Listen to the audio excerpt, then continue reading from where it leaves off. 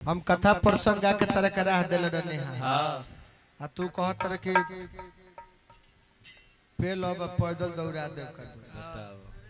mic लगल बा इहे बतिया खातिर तना तोर मन ऐसे काहे करबो तू एक बार मन बना के पेल देब न तो लगबे भूई पड़ी चल आई बिना पेलले आई भाई तोरी के हम ना उठ लगबे भूई पड़ी चल कबे कब उठब ना कबे के एही तरिया बाबा धाम जाई जग बिगाड़ देले जग बिगाड़ देले साफ जग बिगाड़ के ध देले ओकर अंडी कहते के राजा जी हम अयोध्या जाई हां जाई अयोध्या जाई कोनो साधु लोग के पटौले होई कोनो अब तो YouTube लागल बना त निमने निमने दो चार गो बात हमरा मन में रहल काला पकल से लोग ओरहन देव खातिर फोन करे लगे एकरा पता केहू ना आ सब है चुतिया के चलते काम करे बोल लेकिन जो लायक बात होके अब बताई यहाँ धनी बाबा के प्रांगण में बनी जा हां सीता माई होई हमनी के देश में आस्था के देश हमनी के भारत वर्ष जन हो आस्था के देश हो बीच चौवर में ढेला धइल बा ओकरे के ढेला हवा बाबा मान के लगिले जे पूजा करे जब सीता जी बना दी हलो त तरह उनका प्रति अश्लील बात ना बोले के वो माई न भइली त अब हऊ कहता कि देखियो एथी मत धरी हम त लाज लगत हमरा कहे में चूची मत धरियो माने गनई जमा खातिर कुछ कह दे बोलो राम जी के कहत लड़े होगा का बताओ बताइए सरवा काय करले बताई 2 बजता अभी इतने बेर के कौआ गुह ना खाते सरल भबरी खाता हम अभी हक कोई नहीं है करिया त को के कहना गलो खाली तू ऐसे बहुत बाउर गीत संगीत ओह हम निमन निमन गीत सोचले नहीं गावे का तू मन हमार घिनवा दल साफ फिर भी एगो दुगो गीत के फरमाइश भी फरमाइश पूरा कर देल जाए तार दिल हक के चार्जर कतही लगा लिया एगो भाई सांझिए से प्यार कोनो परसों के कोइल ना रहे एगो दुगो अपना मन से हम सुनाई पहले स्वरलिपि कर चलल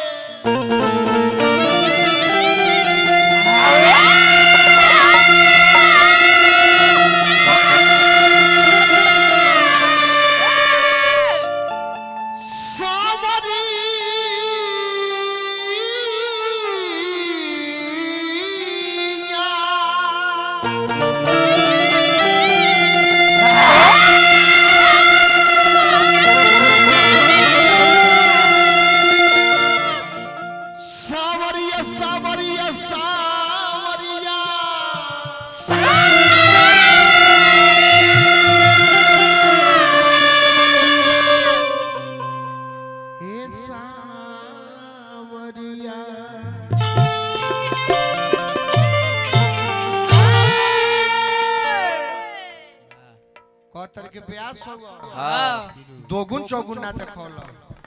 अब राम नाम सत्य है निमन चीज है निमन है भगवान के नाम राम नाम सत्य है तो का करबो के तिलक में जाके कह देबो कि राम नाम सत्य बा नाश्ता चले सब है तो तार व्यवस्था नहीं लोग बने लगी कोनो चीज के समय होला पूर्वी निर्गुण गवाला दोगुन चौगुन गवाला जब अब बेरा भइल बा 2 बजे के बाद गइबो त निमन लागी अब महफिल जमल बा शुरू कर देबो चौगुन त लोग के चलत अब बिगाड़ दियल बुझा गया बताइयो ऐसा लड़का हम भारत वर्ष में ना देखले रहनी हां हमनिए के भारत देश में ऐसा ऐसा लड़का भइले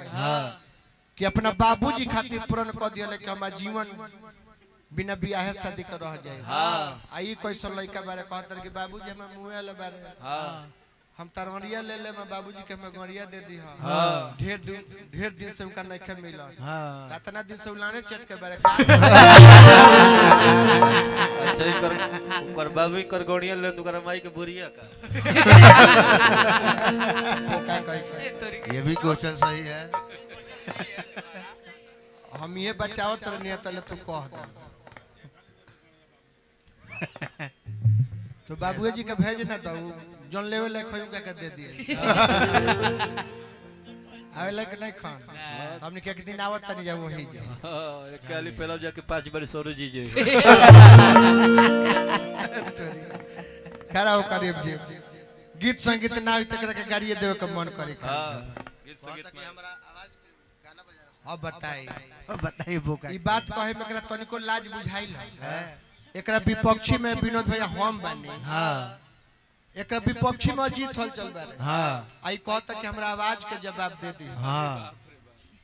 अब तोरा आवाज के जवाब भर से शर्मा हमनी के मां के हमनी का बस करने के तोरा आवाज के जवाब दे दे वो भरत शर्मा दी है जाके उन बक्सर गोलंबर पे मिलियन मांग लिया आवाज जवाब तोरा लाज नहीं खेला के देख डर नहीं खेला के तोरा लाजो नहीं खेला के कम से कम लजइबो को सुनो नहीं खे कर खा तारे भी हाथ जीवन में मिल रही नहीं के अरे तकर घरे बनी तब न खाई दिल हक के चार जा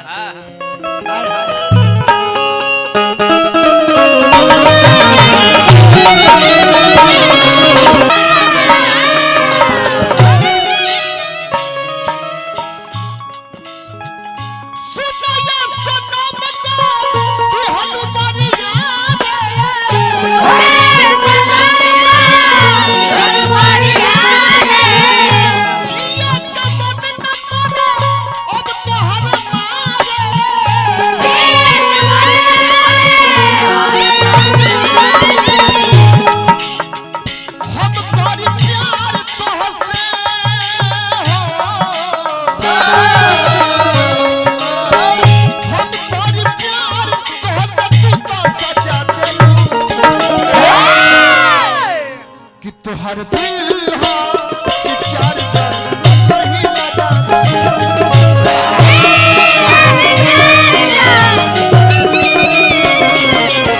दिल हो चार चार नहीं लगा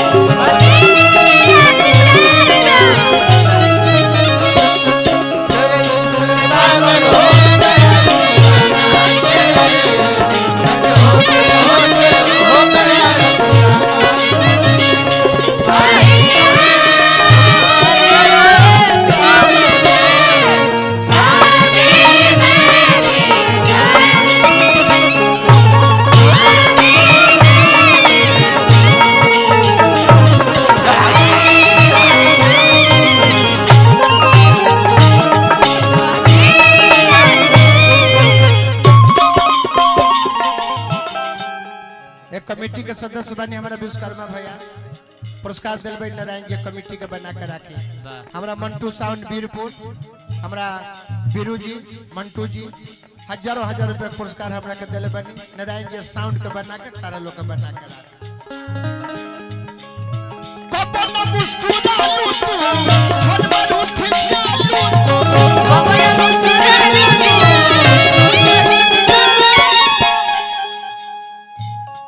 इनका नचनिया बदल जाए हाँ लेकिन इनका नचनिया का नाम ना बदल सकला गुड़िए रही जीवन शायरी आई जन शायरी कहलसिया हाँ एकर जन्मजात शायरी है खानदान खानदानी है चलो जितना नचनिया आइली से इहे शायरी कहते रह गइल मोय पागले आवेली कपन मुस्कुरालू तू छनबर उठ जालू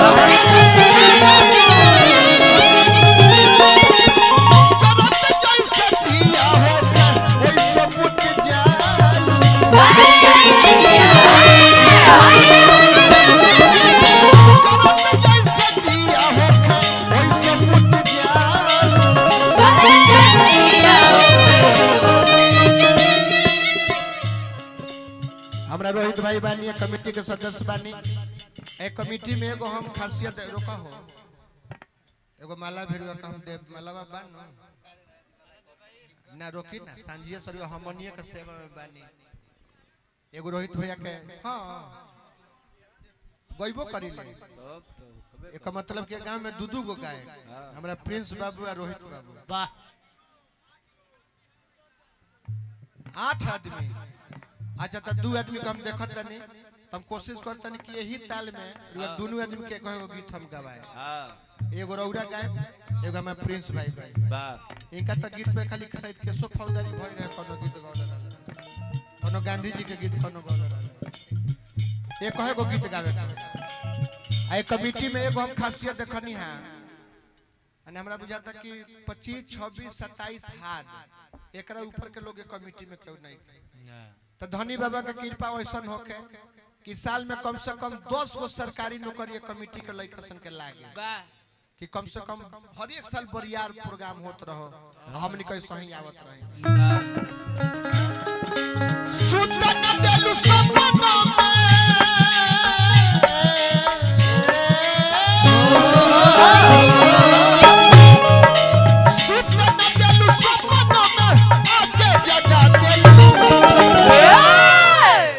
कि तुहर दिल हो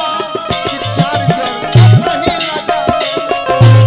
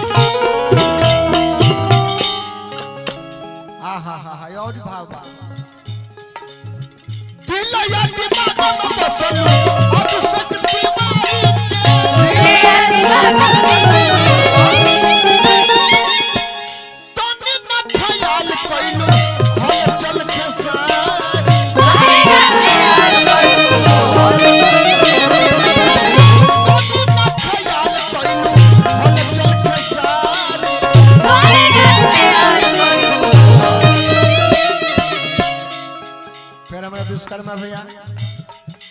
पैसा बदलू प्यार तू